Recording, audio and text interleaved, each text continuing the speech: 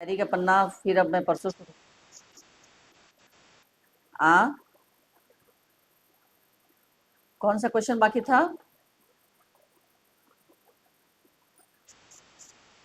6 and 7। हाँ तो चलिए पहले उसको लिखा देती हूँ। डायरी का पन्ना परसों से शुरू करूंगी, फिर नया चैप्टर।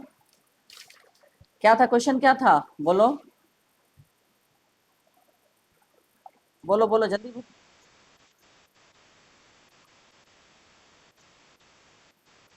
हाँ, ये कितने मार्क्स का है?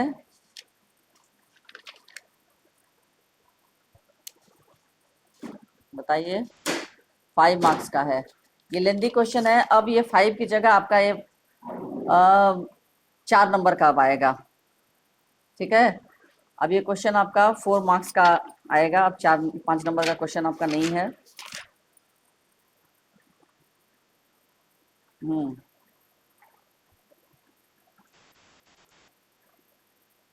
ये क्वेश्चन नंबर 6 था ना, कि बड़े भाई साहब ने जिंदगी के अनुभव और किताबी ज्ञान में से किसे और क्यों महत्वपूर्ण कहा है।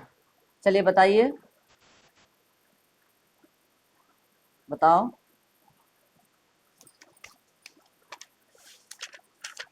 बोलो जल्दी बोलो।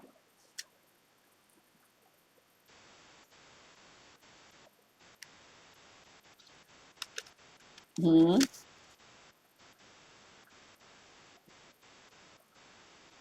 हाँ।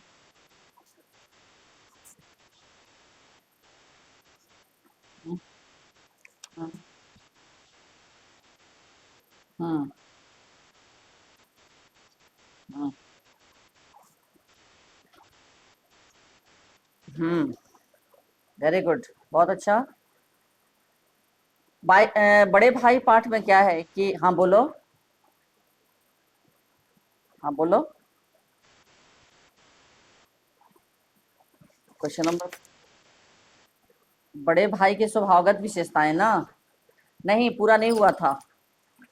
उसमें मैं पॉइंट वाइज लिख पा रही थी, मैं पॉइंट वाइज लिखवा रही थी ना। हाँ, उसमें पॉइंट वाइज में लिखवा रही थी कि अ, घोर परिश्रमी तक हो गया था। वाकपटु यहाँ से शुरू करना था ना। ये पॉइंट मैंने शुरू नहीं किया था ना, वाकपटु। हाँ चलिए लिखिए। शुरू कर दिए थे। हाँ तो कहाँ तक हुआ था इसमें? वे अपने छोटे भाई से ऐसे,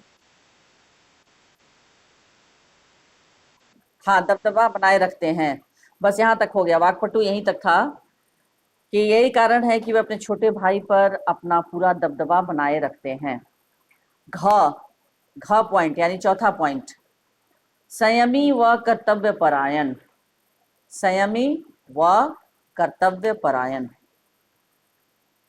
चलिए, संयमी व कर्तव्य परायण लिख लिए पॉइंट।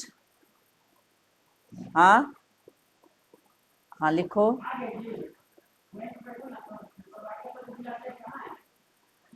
बड़े भाई साहब अत्यंत संयमी व कर्तव्य परायण थे।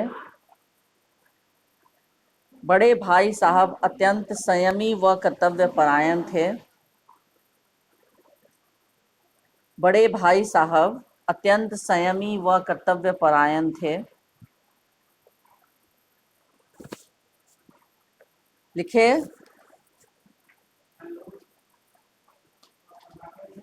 बड़े भाई साहब अत्यंत संयमी व कर्तव्य परायण थे। पूर्ण विराम। उनका मन भी खेलने व पतंग उड़ाने का करता था। उनका मन भी खेलने व पतंग उनका मन भी खेलने व पतंग उड़ाने में का करता था। उनका मन भी खेलने व पतंग उड़ाने का करता था, कौमा। यहाँ तक लिखे।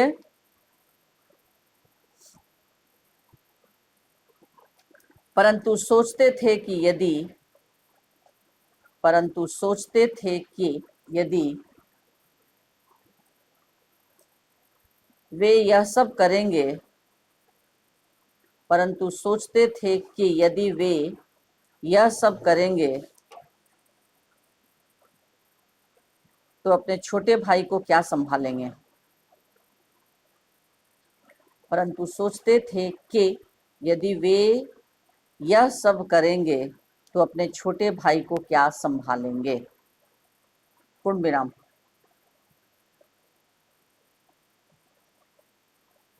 यानी बड़े भाई जो थे वो बहुत संयमी थे। संयम यानी अपने ऊपर कंट्रोल रखना, संयम रखना, अपने आप को पूरी तरह से, अगर इच्छा हो रही है कि मैं भी खेलूं तो अपने आप को रोक लेते थे। तो इस तरह से वो संयम बरतते थे, क्योंकि उनको लगता था कि यदि मैं ही बेराह चलूंगा तो छोटे भाई को क्या संभालूंगा। वे अपने कर्तव्य को भी बखूबी निभाते थे। उम्र में सिर्फ 5 साल ही बड़े थे छोटे भाई से, लेकिन फिर भी कर्तव्य परायण थे, कर्तव्यनिष्ठ थे। उनको पता था यदि मैं बेराह चलूंगा तो छोटे भाई को कभी भी सही शिक्षा नहीं दे पाऊंगा। वे अपने कर्तव्य को भी बखूबी निभाते थे। पूर्ण विराम। जब उन्होंने देखा कि छोटे भाई को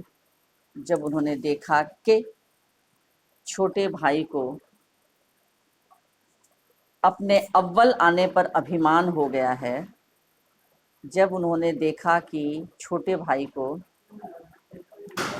अपने अव्वल आने पर अभिमान हो गया है,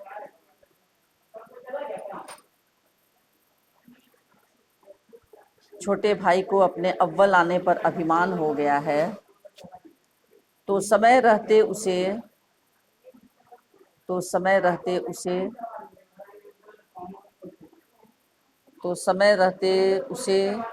ऐसे आड़े हाथों लिया कि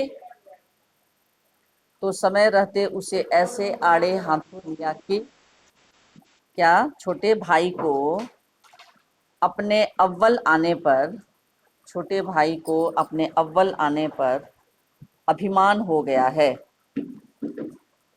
जब उन्होंने देखा कि छोटे भाई को अपने अव्वल आने पर अभिमान हो गया है, तो समय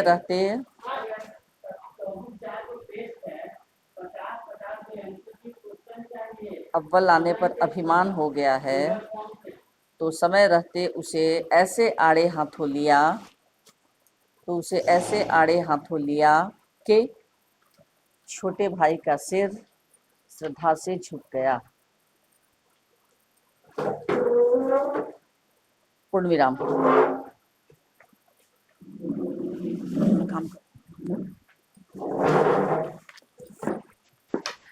नेक्स्ट पॉइंट क्या हुआ?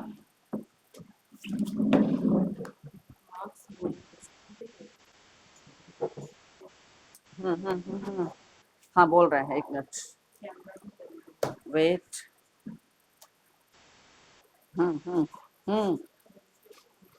वेट, जगह चेंज कर रहे हैं इसलिए।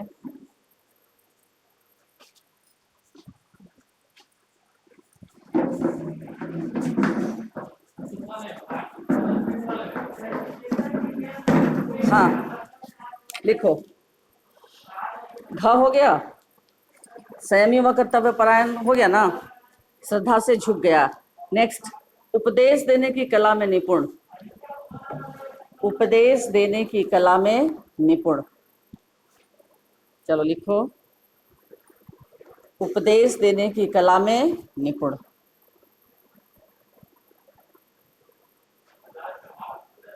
लिख रहे हो? उपदेश देने की कला में निपुण। बड़े भाई साहब उपदेश की कला में निपुण थे। बड़े भाई साहब उपदेश की कला में निपुण थे। पूर्ण विराम।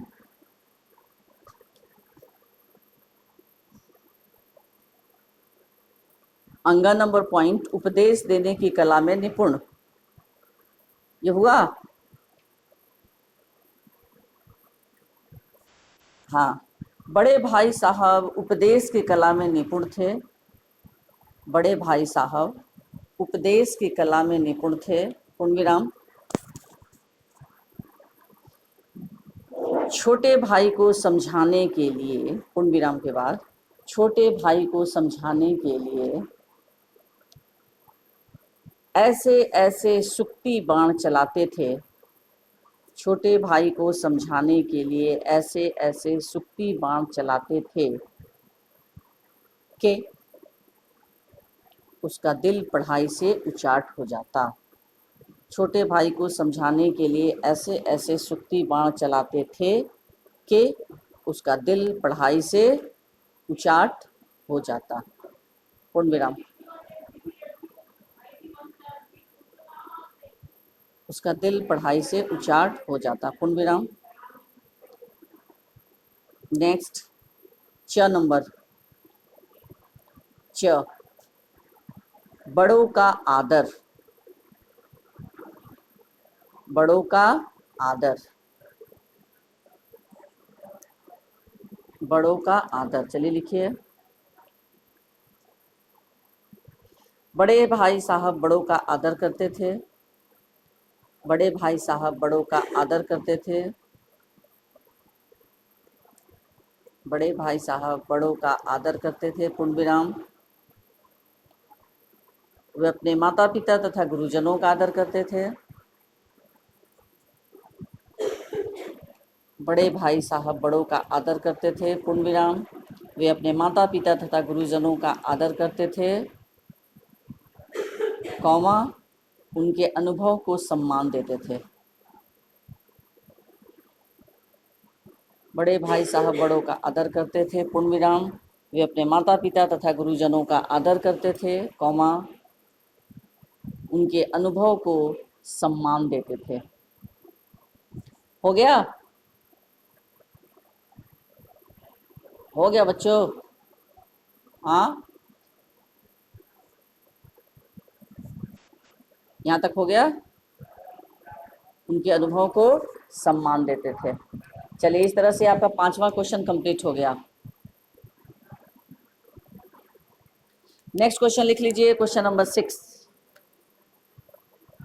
बड़े भाई साहब ने जिंदगी के अनुभव और किताबी ज्ञान में से किसे और क्यों महत्वपूर्ण कहा है?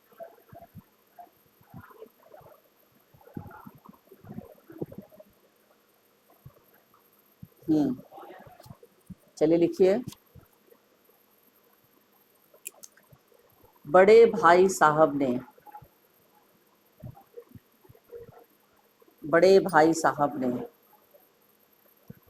जिंदगी के अनुभव को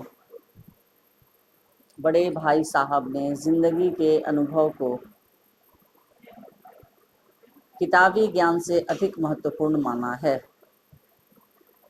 बड़े भाई साहब ने जिंदगी के अनुभव को किताबी ज्ञान से अधिक महत्वपूर्ण माना है।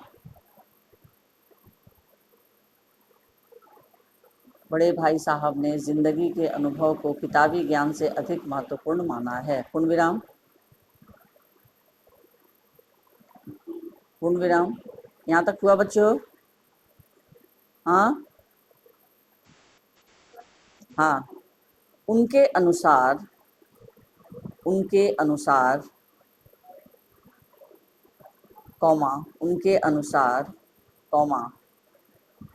अनुभव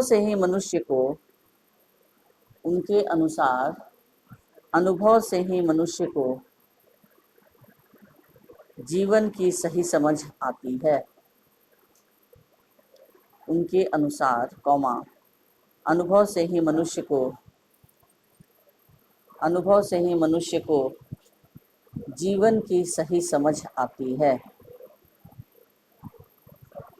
उनके अनुसार अनुभव से ही मनुष्य को जीवन की सही समझ आती है। जीवन की सही समझ आती है। यहाँ तक हुआ? जीवन की सही समझ आती है और वह बिगड़े हुए कामों को भी सही कर लेता है।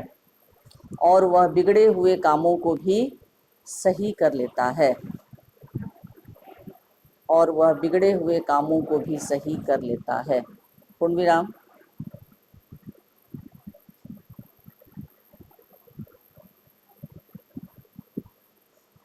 घर के छोटे बड़े काम से लेकर घर के बाहर के विशेष बिगड़े हुए कामों को भी सही कर लेता है। पूर्ण विराम। उसके बाद लिखिए किताबी ज्ञान। पूर्ण विराम के बाद किताबी ज्ञान जीवन के कर्तव्यों, किताबी ज्ञान जीवन के कर्तव्यों को निभाना नहीं सिखाता। किताबी ज्ञान जीवन के कर्तव्यों को निभाना नहीं सिखाता। किताबी ज्ञान जीवन के कर्तव्यों को निभाना नहीं सिखाता। पूर्ण विराम। किताबी ज्ञान जीवन के कर्तव्यों को निभाना नहीं सिखाता। पूर्ण विराम। अनुभव से ही जीवन के सब कार्य सफल होते हैं। अनुभव से ही जीवन के सब कार्य सफल होते हैं।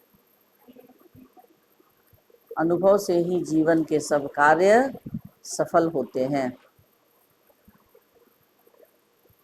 लिखे लिखे बच्चे, अनुभव से ही जीवन के सब कार्य सफल होते हैं। पूर्ण विराम। यहाँ तक हुआ बच्चों? हाँ। पूर्ण विराम। उसके बाद बीमार हो कौमा, बीमार हो कौमा, घर खर्च चलाना हो, बीमार हो कौमा, घर खर्च चलाना हो, घर खर्च चलाना हो, या बीमार हो कौमा, घर खर्च चलाना हो, या घर के अन्य प्रबंध करने हो, या घर के अन्य प्रबंध करने हो, या घर के अन्य प्रबंध करने हो। इसमें उम्र और अनुभव काम आता है।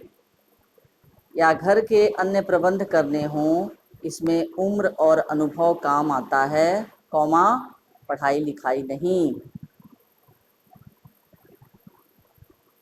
बीमार हो कौमा, घर खर्च चलाना हो, या घर के अन्य प्रबंध करने हो, इसमें उम्र और अनुभव काम आता है, कौमाई कौमा पढ़ाई लिखाई नहीं।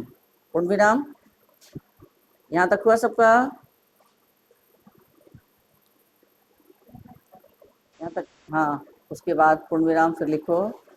लेखक की अम्मा योजक चिन्ह दादा, लेखक की अम्मा योजक चिन्ह दादा, लेखक की अम्मा योजक चिन्ह दादा, और हेडमास्टर साहब की बूढ़ी माँ, और हेडमास्टर साहब की बूढ़ी माँ के उदाहरण सामने हैं। लेखक की अम्मा दादा और हेडमास्टर साहब की बूढ़ी माँ के उदाहरण सामने हैं। पूर्ण विराम। यहाँ तक हुआ बच्चों?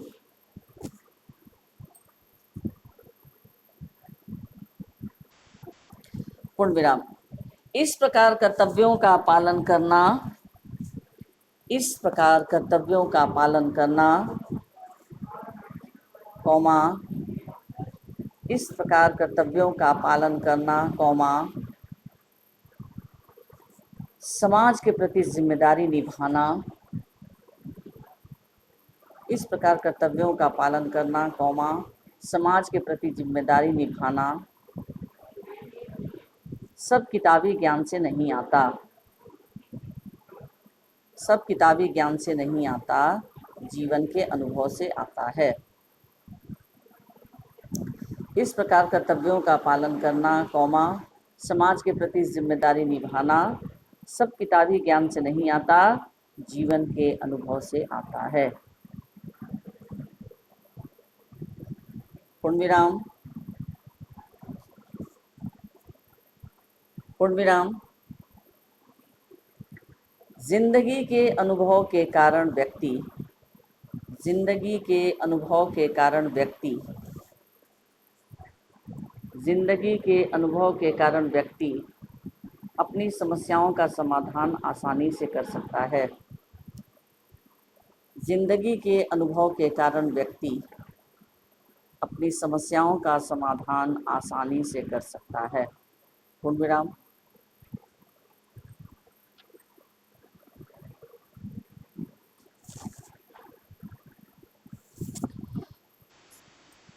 का समाधान, व्यक्ति अपनी समस्याओं का समाधान आसानी से कर सकता है, पूर्ण विराम। यह अनुभव हमें अपने माता पिता यह अनुभव हमें अपने माता पिता या घर के बड़े सदस्यों के यह अनुभव हमें अपने माता पिता या घर के बड़े सदस्यों के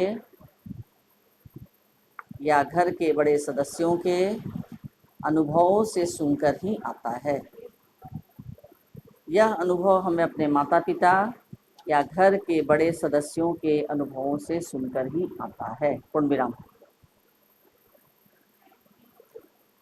हमें अपने माता पिता या घर के बड़े सदस्यों के अनुभवों से सुनकर ही आता है, पूर्ण विराम। हो गया। नेक्स्ट। हाँ, इसको तुम लोग याद नहीं करना है बच्चों, मैं अभी भी बोल रही हूँ 4 मार्क्स का ही क्वेश्चन रहेगा। इस क्वेश्चन को जो भी मैं लिखवा रही हूँ उसको रटना नहीं है बच्चों, इसको आप पढ़कर समझने और अपनी लैंग्वेज में लिखेंगे। आ रही बात समझ में? आपको फिर कैसे लिखना है? हाँ जी बोलो। हाँ, दादा और हेडमास्टर साहब की बूढ़ी माँ। लेखक की अम्मा, दादा और हेडमास्टर साहब की बूढ़ी माँ के उदाहरण सामने हैं। हो गया। लेखक की अम्मा, दादा और हेडमास्टर साहब की बूढ़ी माँ के उदाहरण सामने हैं। ठीक है। अब देखिए, ये आपका हुआ। आ से स्पष्ट करना भी परीक्षा में आता है, आ से स्पष्ट करना। ठीक है, एक मिनट, मैं तुम लोगों को कुछ एक्स्ट्रा क्वेश्चन चाह रही थी कि लिखवा देना, जो अक्सर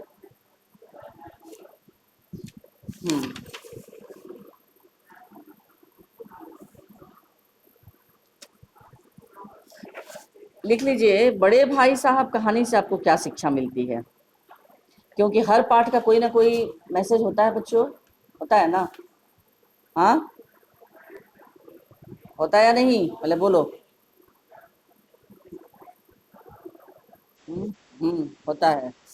हाँ, तो बड़े भाई साहब कहानी से पहले आप लोग बताइए कि क्या क्या शिक्षा मिलती है। हर एक बच्चे अलग अलग बताएं पॉइंट्स कि इस कहानी। हम्म। हाँ। हम्म। हाँ, दूसरी, दूसरा कोई बच्चा बताइए। और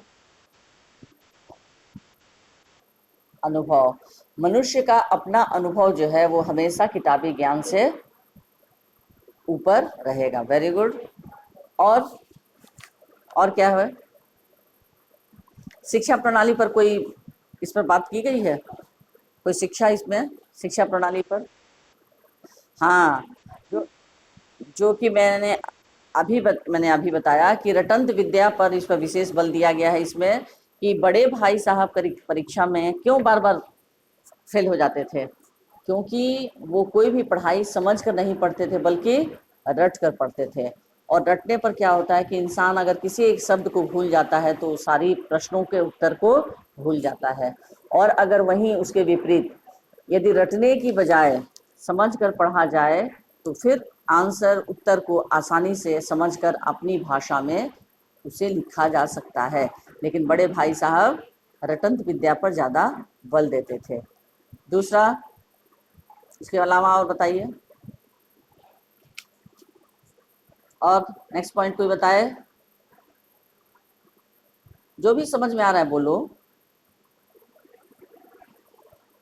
बताओ बताओ बच्चों। इसके साथ साथ व्यक्तित्व के संपूर्ण विकास के लिए पढ़ाई के साथ साथ खेल कूद भी आवश्यक है कि नहीं? ये शिक्षा दी गई है ना इसमें। जो कि छोटा भाई करता था, छोटा भाई पढ़ाई में भी अच्छा था, क्योंकि वो कुशाग्र बुद्धि का था, वो रटन विद्या पर ज़्यादा बल नहीं देता था, और पढ़ाई के साथ साथ वो खेल कूद पर भी विशेष ध्यान रखता था, जिसके कारण उसका संपूर्ण, उसके व्यक्तित्व का संपूर्ण विकास होता था। और कहा भी जाता है कि स्वस्थ शरीर में ही स्वस्थ मस्तिष्क का वास होता है। तो जब तक हमारा शरीर यदि स्वस्थ नहीं रहेगा तब तक हमारा मस्तिष्क भी स्वस्थ नहीं रहेगा। तो इसके लिए छोटा भाई हमेशा क्या करता था कि वो खेल कूद पर भी ध्यान देता था, दोस्तों से मिलता था, मनोरंजन करता था, चाहे वो मनोरंजन किसी तरह से हो, चाहे खेल कूद करके हो, दोस्तों से गप्पे करके हो या कनकव्य उड़ाकर हो। ठीक है, और क्या इस पाठ से शिक्षा मिलती है? दूसरों के अनुभवों से लाभ उठाना चाहिए और उनके द्वारा जो की गई गलतियां हैं उससे शिक्षा लेते हुए हमें उन्हें दोहराने से बचना चाहिए। ठीक है, यही सारी चीजें हैं ना? हाँ, चलिए लिखिए, लिखिए, प्रश्न लिखिए।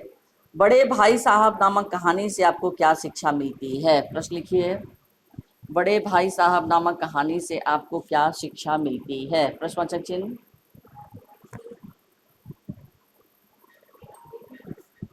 बड़े भाई साहब नामक कहानी से आपको क्या शिक्षा मिलती है? प्रश्नवाचक चिन्ह। सोदाहरण स्पष्ट करें, सोदाहरण स्पष्ट करें। बड़े भाई साहब नामक कहानी से हमें, बड़े भाई साहब नामक कहानी, उत्तर लिखिए। बड़े भाई साहब नामक कहानी हमें, बड़े भाई साहब नामक कहानी हमें जीवन की कई सच्चाइयों से अवगत कराती है। बड़े भाई साहब नामक कहानी हमें जीवन की कई सच्चाइयों से अवगत कराती है, अवगत कराती है। पूर्णविराम। प्रस्तुत पाठ से हमें निम्नलिखित शिक्षा मिलती है।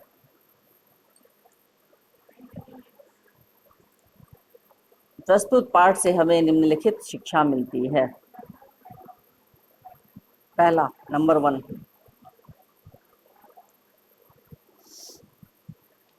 बड़े भाई साहब नामक कहानी हमें जीवन की कई सच्चाइयों से अवगत कराती है।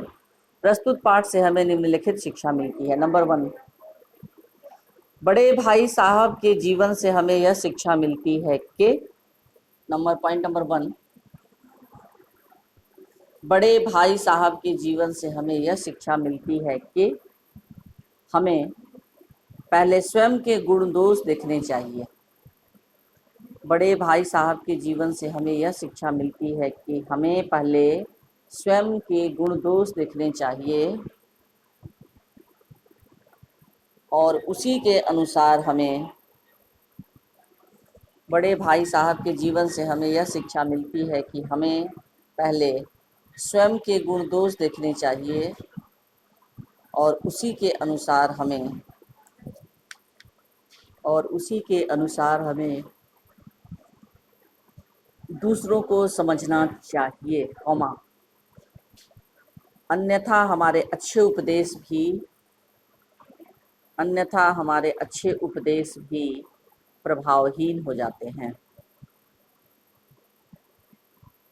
अन्यथा हमारे अच्छे उपदेश भी प्रभावहीन हो जाते हैं। पूर्णविराम। ये पहला हुआ। बड़े भाई साहब के जीवन से हमें यह शिक्षा मिलती है कि हमें पहले स्वयं के गुण दोष देखने चाहिए और उसी के अनुसार हमें दूसरों को समझना चाहिए, कौमा, अन्यथा हमारे अच्छे उपदेश भी प्रभावहीन हो जाते हैं। हो गया? पहला पॉइंट हो गया, सबको लिख लीजिए सब लोग। नेक्स्ट, पॉइंट नंबर 2, हमें विषय को गहराई से समझना चाहिए। हमें विषय को गहराई से समझना चाहिए। पूर्णविराम। हमें विषय को गहराई से समझना चाहिए। पूर्णविराम। रटा हुआ ज्ञान किसी काम नहीं आता। हमें विषय को गहराई से समझना चाहिए। पूर्णविराम। रटा हुआ ज्ञान किसी काम नहीं आता। रटा हुआ ज्ञान किसी काम नहीं आता, कौमा, रटा हुआ ज्ञान किसी काम नहीं आता, कौमा, वास्तव में, फिर कॉमा, वास्तव में वह ज्ञान है ही नहीं, वास्तव में वह ज्ञान है ही नहीं, पूर्ण विराम, वास्तव में वह ज्ञान है ही नहीं, पूर्ण विराम। विद्या सहज और स्वाभाविक रूप से आती है, विद्या सहज और स्वाभाविक रूप से आती है, कॉमा, विद्या सहज और स्वाभाविक रूप से आती है, कॉमा, अनावश्यक रूप से रटने पर नहीं, अनावश्यक रूप से रटने पर नहीं, पूर्ण विराम, अनावश्यक रूप से रटने पर नहीं, पूर्ण विराम। नेक्स्ट क्वेश्चन, चैप्टर ये पॉइंट थ्री, व्यक्तित्व के संपूर्ण विकास के लिए, व्यक्तित्व के संपूर्ण विकास के लिए पढ़ाई और खेलकूद दोनों आवश्यक है, व्यक्तित्व के संपूर्ण विकास के लिए पढ़ाई और खेलकूद दोनों आवश्यक है, व्यक्तित्व के संपूर्ण विकास के लिए पढ़ाई और खेलकूद दोनों आवश्यक है, कॉमा, क्योंकि स्वस्थ शरीर में ही स्वस्थ मन व मस्तिष्क का वास होता है, व्यक्तित्व के संपूर्ण विकास के लिए पढ़ाई और खेलकूद दोनों आवश्यक हैं, कॉमा, क्योंकि स्वस्थ शरीर में ही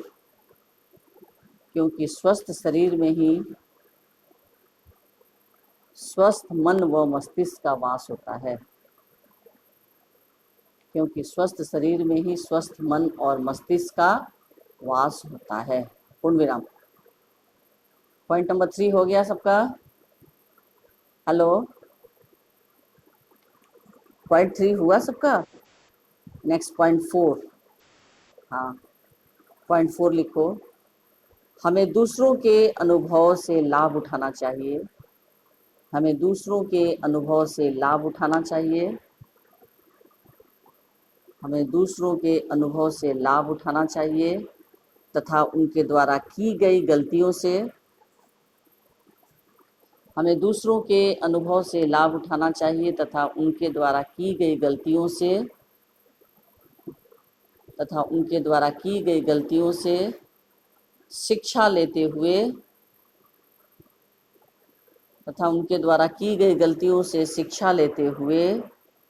उन्हें दोहराने से बचना चाहिए,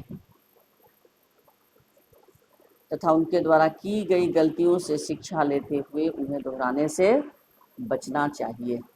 ये पॉइंट 4 हुआ, यानी जो भी दूसरे लोग हैं उनके अनुभव से हमें लाभ उठाना चाहिए, ठीक है, काम वो करेंगे अपने अनुभव के आधार पर, लेकिन लाभ हमें उठाना चाहिए, और वो जो गलतियां अपने जीवन में करते हैं उसे हमें आदर्श मानकर, उदाहरण मानकर उन गलतियों को दोहराने से बचना चाहिए, ठीक है।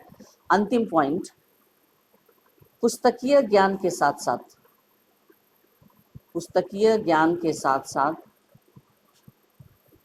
अनुभव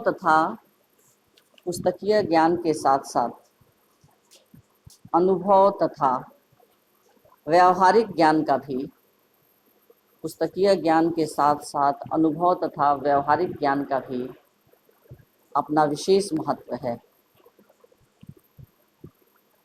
पुस्तकीय ज्ञान के साथ साथ अनुभव तथा व्यवहारिक ज्ञान का भी अपना विशेष महत्व है, पूर्ण विराम। हमें बड़ों का आदर करना चाहिए तथा हमें पुस्तकीय ज्ञान के साथ साथ अनुभव तथा व्यवहारिक ज्ञान, पुस्तकीय ज्ञान के साथ साथ अनुभव तथा व्यवहारिक ज्ञान का भी अपना विशेष महत्व है, पुस्तकीय ज्ञान के साथ साथ अनुभव तथा व्यवहारिक ज्ञान का भी अपना विशेष महत्व है, पूर्ण विराम। हमें बड़ों का आदर करना चाहिए तथा उनके जीवन से सीख लेनी चाहिए, हमें बड़ों का आदर करना चाहिए तथा उनके जीवन से सीख लेनी चाहिए। हमें बड़ों का आदर करना चाहिए तथा उनके जीवन से सीख लेनी चाहिए। हो गया? ठीक है, हो गया यहाँ तक सबका? आप लोग इसमें से शॉर्ट क्वेश्चन कितना बनाए हैं बताइए? शॉर्ट क्वेश्चन इस पार्ट से मैंने आप लोगों को कहा था ना, कितने बच्चे बनाए हैं इस पार्ट से शॉर्ट क्वेश्चन?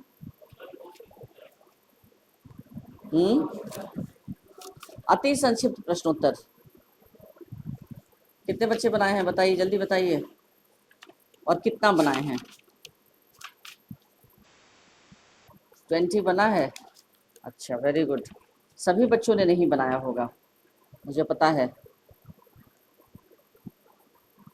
तो मैं क्वेश्चन परीक्षा में अंदर से दूंगी, उसके बाद समझते रहना, तुम लोग लिखते रहना, और कोई किसी को बताएगा नहीं। जैसे शॉर्ट क्वेश्चन में, लेखक का मन पढ़ाई में न लगकर किन कार्यों को करने में लगता था? ये अंदर से क्वेश्चन। हाँ, वही तो मैं पूछ रही हूँ कि किन कार्यों में। सिर्फ कनकव्वे उड़ाने में? गुल्ली डंडा खेलने, कनकव्वे उड़ाने, और हाँ, घूमने फिरने, दोस्तों के साथ गप्पे मारने में। हाँ, दीवार के ऊपर चढ़कर नीचे कूदने में, दोस्तों के साथ गप्पे मारने में, पतंगबाजी करने में, खेल कूद करने में, गेट पर चढ़कर और मोटर गाड़ी की तरह आगे पीछे करने में। कहने का तात्पर्य है कि पढ़ाई को छोड़कर बाकी सारे ये खेल कूद जिसमें उनका मन लगता था। लेखक को देखते ही भाई साहब को क्रोध क्यों आ जाता था बताइए? लेखक को देखते ही भाई साहब को क्रोध क्यों आ जाता था?